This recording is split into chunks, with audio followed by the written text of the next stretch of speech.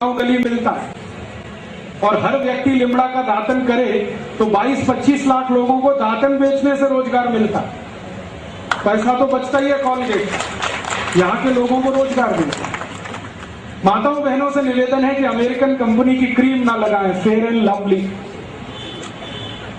आप बोलेंगे जी इसी से तो गोरापन आता है। फेयर एंड लवली को मैंने 4 साल एक भैंस को लगा के देख लिया, वो अभी भी काली है।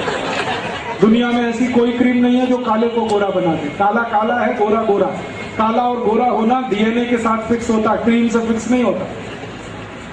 तो आप ये फालतू में फेयर एंड लवली मत लगाइए, बड़ी महंगी है। 25 ग्राम 40 रुपए की है, 1600 रुपए किलो। 200 रुपए किलो काजू खाइए, 1600 रुपए किलो की क्यों क्रीम लगाते?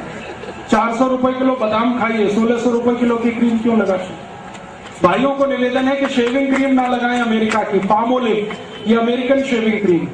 तो आप बोलेंगे जी दाढ़ी कैसे बनाएं? दूध से दाढ़ी बनेगी। थोड़ा दूध ले लीजिए, चेहरे में लगाइए, रेजर चलाइए, बहुत चिकनी दाढ़ी बनती है। 10 साल से मैं कर रहा हूं। 4 फायदे हैं। पहला फायदा है कि दूध लगाओ तो चेहरे की चिकनाई बढ़ती है, तो रेजर आसानी से चलता है, तो ब्लेड की लाइफ बढ़ जाती है। एक ब्लेड 8-10 बार दाढ़ी बना देता है। दूसरा फायदा है कि दूध से दाढ़ी बने तो दूध की बिक्री बढ़ती है, मुनाफा खेडूतों को मिलता है। तीसरा फायदा, दूध लगाओ तो क्लींजिंग एजेंट है दूध, चेहरे की गंदगी सारी निकाल देता है, तो चेहरा चमकता है, फोकट में स्मार्ट हो जाते हैं। मुफ्त में स्मार्ट बनने का फॉर्मूला बता रहा हूं, दूध से दाढ़ी बनाए। और आप सभी से विनती है कि दूध से भी नहाइए, दाढ़ी तो बनाइए, आप सब दूध से नहाइए, क्योंकि भारत में कहा जाता है दूधो नहाओ पूतो फल। कभी किसी ने नहीं कहा लक्स लगाओ पूतो फल या लाइफ बॉय से नहाओ पूतो फल। दूध से ही नहाने पर कहा गया। दूध से नहाने का फायदा क्या है? दूध बहुत इस्तेमाल होता है नहाने में, 2-3 चम्मच उसको लगाइए, रगड़ लीजिए और पानी से नहा लीजिए, गंदगी निकल जाती है। दूध जो है ना सबसे अच्छी क्लींजिंग करता है। सारे 5 स्टार ब्यूटी पार्लर में मिल्क क्लींजिंग ही होता है। बस इतना ही है कि वो 500 रुपए में करते हैं, मैं फोकट में बता रहा हूं। अगर ब्यूटी पार्लर मिल्क क्लींजिंग कर सकते हैं तो आप भी कर सकते हैं ना अपने घर में। मेरा एक ही कहना है, अमेरिकन साबुन नहीं बिके, अमेरिकन क्रीम ना बिके, अमेरिकन टूथपेस्ट ना बिके, और अंत में अमेरिका की दवा मत खाइए कोई भी। बहुत अमेरिकन कंपनियां यहाँ के दवाएं बेच रही हैं, जैसे विक्स, ये अमेरिकन कंपनी की दवा है, विक्स, बेनेड्रिल, और अमेरिकन कंपनी की दवाएं हैं। एली लिली एक बड़ी अमेरिकन कंपनी है, जॉनसन एंड जॉनसन एक बड़ी अमेरिकन कंपनी है, प्रॉक्टर एंड गैम्बल, ये सब दवाएं बेचने आए हैं, धंधा करने।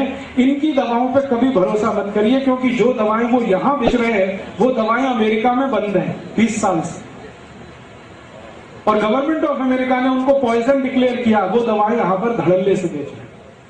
आपको अमेरिका की सबसे खतरनाक जो दवा दी जा रही है आजकल, वो हार्ट पेशेंट को दी जा रही है। आप में से किसी को भी भगवान न करे हार्ट अटैक आए, लेकिन आ गया तो आप जाएंगे डॉक्टर के पास। आपको मालूम है कि एंजियोप्लास्टी ऑपरेशन आपका होता है। एंजियोप्लास्टी ऑपरेशन में एक स्प्रिंग डाली जाती है आपके शरीर में, उसको स्टंट कहते हैं। ये अमेरिका से आता है, और ये स्टंट जो अमेरिका से आता है उसका कॉस्ट ऑफ प्रोडक्शन $3 के आसपास है, और यहां लाकर वो 2.5-3 लाख रुपए में बेचते हैं, ऐसे लूटते हैं। और एक बार हार्ट अटैक में एक स्टंट डालेंगे, दूसरे में दूसरा। डॉक्टर को कमीशन है, इसलिए वो बार बार कहता है एंजियोप्लास्टी कराओ, एंजियोप्लास्टी कराओ। आप मत कराइए। फिर आप बोलेंगे क्या करें? मैं आपको बहुत दावे से कह रहा हूं ये बात, एक डॉक्टर की हैसियत से, क्योंकि मैं होम्योपैथी डॉक्टर भी हूं। कभी भी स्टंट का ऑपरेशन आज तक किसी को सफल हुआ नहीं, सक्सेस हुआ नहीं। कारण क्या है? आपकी जिस वाहिका में स्टंट डाला जाता है, नली में, वो स्टंट इतना बड़ा है, नली में यहां उन्होंने फिक्स कर दिया, तो स्टंट के आगे और पीछे फिर ब्लॉकेज हो जाए और सेकंड हार्ट अटैक फिर आएगा। तो फिर वो कहेंगे दूसरा स्टंट लगवा लो, और इसी चक्कर में आपकी जिंदगी निकल जाएगी, लाखों रुपए लूट के ले जाए। तो आप बोलेंगे जी क्या करें? मेरा आपको विनम्र विनती है कि आपको कभी भी एंजियोप्लास्टी का खतरा हो तो आप ऑपरेशन तो मत कराओ। क्या करें फिर? जिंदगी बचानी है तो आप एक सरल उपाय करो। वो मेरा नहीं है, भारत देश के महान व्यक्ति का उपाय है। वो व्यक्ति का नाम था बागभट्ट। उन्होंने 3500 साल पहले लिखा एक पुस्तक में, जिसका नाम है अष्टांग हृदय, और एक पुस्तक है अष्टांग संग्रह। 7000 सूत्र उन्होंने लिखे हैं बीमारियों को ठीक करने के लिए। उसका एक सूत्र है कि कभी भी हृदय घात अगर है, हृदय को घात हो रहा है, तो जान लीजिए कि रक्त में एसिडिटी बढ़ी हुई है। एसिडिटी समझते हैं? अम्लता। एक अम्लता होती है पेट की और एक होती है रक्त की। पेट की अम्लता बढ़े तो आपको आग जलेगी पेट में, एसिडिटी होगी, आप कहेंगे आग जल रही है, खट्टी खट्टी डकार आ रही है, मुंह से पानी आ रहा है। फिर और ज्यादा हो तो हाइपर एसिडिटी होगी। यही पेट की अम्लता जब रक्त में चली जाती है तो रक्त अम्लता होती है, और रक्त अम्लता में आए तभी हार्ट अटैक होता है। इसके बिना हार्ट अटैक होता है। ये आयुर्वेद का सबसे बड़ा सच है जिसको कोई डॉक्टर आपको बताता नहीं, क्योंकि इसका इलाज बहुत सरल है। इलाज क्या है? भागवत जी कहते हैं कि रक्त में अम्लता अगर बढ़ गई है तो ऐसी चीजों का उपयोग करो जो क्षारीय है। आप जानते हैं 2 तरह के केमिकल्स होते हैं, एक अम्लीय और एक क्षारीय, एल्कलाइन और एसिडिक। अभी अम्लीय और क्षारीय को मिलाएं तो क्या होता है? अम्ल और क्षार को मिलाओ तो न्यूट्रल होता है कि नहीं? तो भागवत जी कहते हैं कि रक्त में अम्लता बढ़ी हुई है तो क्षारीय चीज खाओ तो रक्त की अम्लता न्यूट्रल हो जाएगी, माने हार्ट अटैक की जिंदगी में संभावना खत्म हो जाएगी। ये है कहानी। तो आप पूछोगे कि कौन सी क्षारीय चीज है जो हम खाएं? आपके रसोई घर में सवेरे से शाम तक इतनी चीजें हैं जो क्षारीय ही है। अगर उन्हीं को खाना शुरू करो तो हार्ट अटैक ना आए, और कभी आ जाए तो दोबारा आने का चांस ना। क्या क्षारीय चीज है? सबसे ज्यादा क्षारीय चीज आपके घर में है दूधी। दूधी है ना, सब्जी के रूप में आप खाते हैं, इससे ज्यादा क्षारीय कोई चीज ही नहीं। तो दूधी का रस पियो रोज निकाल निकाल, या कच्ची दूधी खाओ। स्वामी रामदेव जी कहते हैं कि नहीं, दूधी रस पियो। दूधी का 3.25 लाख लोगों को ठीक कर दिया उन्होंने दूधी का रस पिला पिला, और उनमें हजारों डॉक्टर हैं जिनका खुद हार्ट अटैक होने वाला था। वो दूधी का रस पी पी के आते हैं, क्योंकि मैं हरिद्वार जाता हूँ रामदेव जी के यहाँ, तो हजारों डॉक्टर इस देश के वहां जाते हैं, चुपचाप दूधी का रस पीते हैं 3-3 महीने 4-4 महीने, आके फिर क्लिनिक पे बैठ जाते हैं। वो बताते नहीं हम कहाँ गए थे, वो कहते हम न्यूयॉर्क गए थे, जर्मनी गए थे ऑपरेशन करने, वो रामदेव जी के वहां गए थे। वो 3 महीने दूधी का रस पी के आए हैं, हार्ट अटैक ठीक हो गया, आके फिर ऑपरेशन पे लग गए हैं। और वो इतने हरामखोर है कि आपको नहीं बताते कि आप भी दूधी का रस पिए। आप तो दूधी का रस पियो। इसको जो रामदेव जी कहते हैं ना, वो भी भागवत जी के ही आधार पर कहते हैं। भागवत जी कहते हैं कि रक्त की अम्लता कम करने की ताकत सबसे ज्यादा दूधी में है, तो दूधी का रस पियो। कितना पियो? रोज 200 मिलीग्राम पी लो। कब पीना? सवेरे पी लो, नाश्ते में। नाश्ते में नहीं तो भोजन के बाद पी लो, आधे घंटे के बाद पी लो।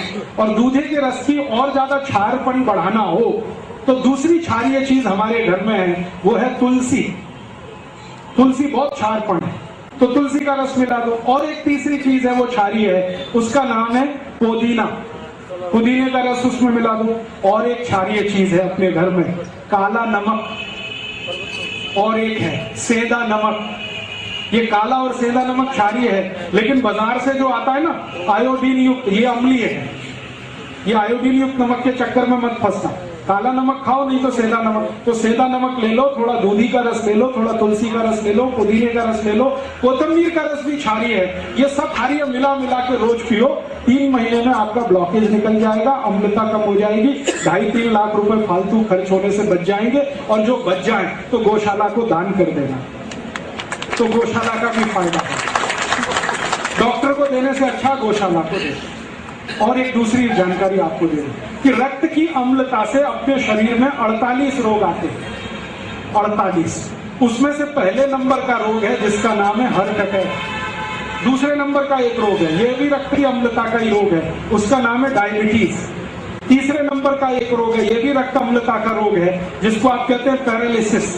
चौथे नंबर का एक रोग है, वो भी रक्त अम्लता का रोग है, जिसको कहते हैं ब्रेन हेमरेज। ऐसे 48 रोग हैं जो रक्त अम्लता से होते हैं। माने रक्त की अम्लता अगर ठीक हो तो 48 रोग ठीक हो जाए।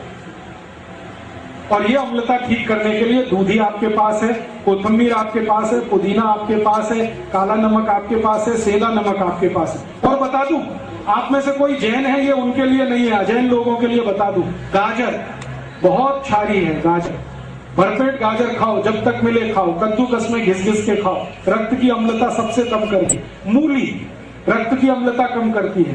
गाजर है, मूली है, चुकरकंद, बीट्स जिसको आप कहते हैं, ये बहुत रक्त की अम्लता को कम करता है। जमीन के नीचे जो कुछ भी होता है, शेंगदाना, मूंगफली, ये रक्त की अम्लता को कम करती है। गुड़ रक्त की अम्लता को कम करता है। तो जितनी चीजें रक्त अम्लता को कम करती हैं वो घर में हैं। इनको आप खाते रहोगे तो 48 बीमारियों से बचे रहोगे, फालतू की दवा खाने की जरूरत नहीं।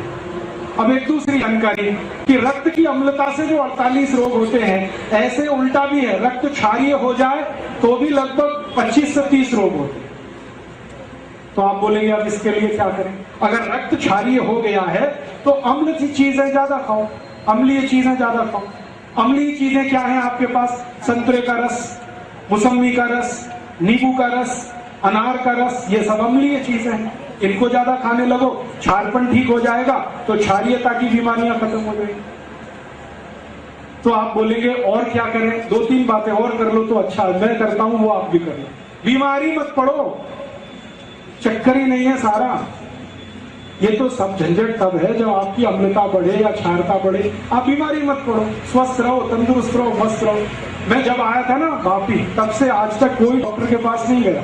10 साल हो गए और अगले 10 साल जाने की तैयारी नहीं है मुझे, जब तक कि कोई मुझे गोली से ना मारे और बम ब्लास्ट से ना मारे, तब तक तैयारी नहीं है। मेरी गलती से तो बीमार होता नहीं। आप भी वो गलती मत करो। आप बोलोगे कि हम क्या गलती कर रहे हैं? छोटी छोटी कुछ गलतियां जो रोज हम करते हैं वो कर दो, बीमारी ही नहीं आए। मैंने वो बंद की है। जब से मैंने बागवट का अष्टांग हृदयम पढ़ा, तब से मेरी जिंदगी में मैंने कुछ नियम बनाए, वो आप भी बना लें। बागवट ने अष्टांग हृदयम में 10 नियम कहे हैं जो कोई भी पालन करे तो जिंदगी में बीमार ना हो। मैं वो नियम पालन करता हूं, आप भी करें। बहुत सरल है, बहुत आसान है, कोई भी कर सकता। क्या नियम है? बागवट ने सबसे पहला नियम बताया, जिंदगी में कभी बीमार नहीं पड़ेंगे आप। वो ये कहते हैं खाना खाने के तुरंत बाद पानी मत पियो। उन्होंने संस्कृत में कहा भोजनांते विषमवारी, भोजन के अंत, भोजनांते माने भोजन अंते, विषमवारी, विष माने जहर।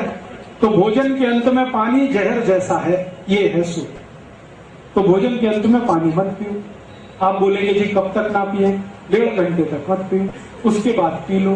तो आप कहेंगे बड़ी मुश्किल बात है, 1.5 घंटे कैसे रहे बिना पानी के? तो भागवत जी कहते हैं कि भोजन के तुरंत बाद कुछ पीना है तो छाछ पी लो, और कुछ पीना है तो दूध पी लो, और कुछ पीना है तो कोई फल का रस पी लो, जूस। पानी 1.5 घंटे बाद पियो। अब तो चल जाएगा। खाना खाते ही अगर प्यास लग रही है तो जूस पी लो, गिलास भर के, 2 गिलास भर के। जूस कौन सा पिए? जो सबसे सस्ता मिलता हो जिस सीजन में, सबसे सस्ता। सबसे सस्ते से मतलब है ज्यादा उत्पादन होगा तभी सबसे सस्ता होगा। आजकल जो सबसे सस्ता जूस है वो शेरडी का है, गन्ने का पियो। जब भी खाना खाओ गन्ने का रस पी लो, और थोड़े दिन के बाद संतरे का रस आ जाएगा, फिर द्राक्ष का आ जाएगा, अंगूर का आ जाएगा।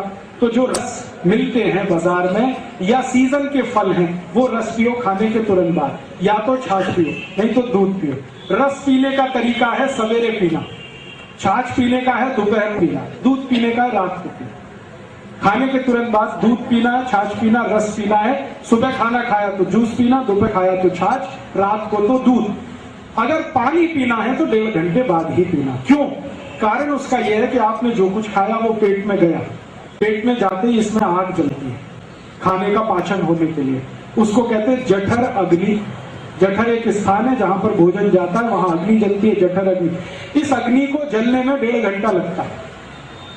तो जब तक अग्नि जल रही है पानी मत पियो। अगर पी लिया तो अग्नि बुझ जाएगी, अग्नि बुझेगी तो खाना नहीं पचेगा, खाना नहीं पचेगा तो सड़ेगा।